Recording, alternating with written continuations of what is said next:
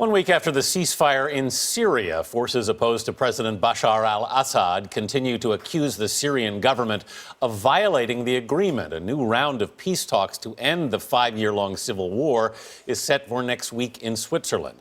Elizabeth Palmer was given rare access to the city of Aleppo, Syria's largest, for a look at conditions there.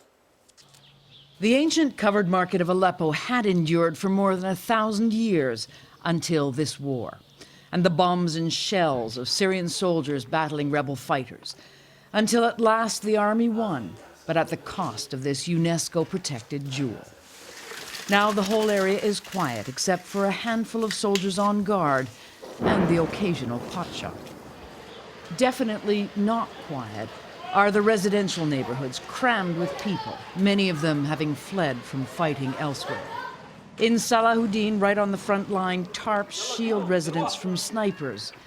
They get their water from primitive wells drilled straight down through the road. Can we come up and see you? The Ganzi family invited us inside.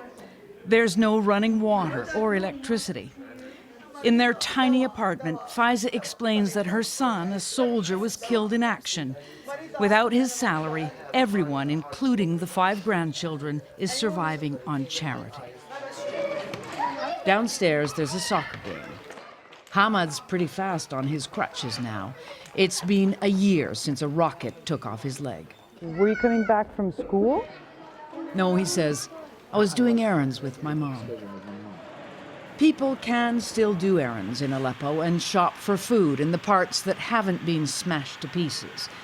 And since the ceasefire, the mood has lightened.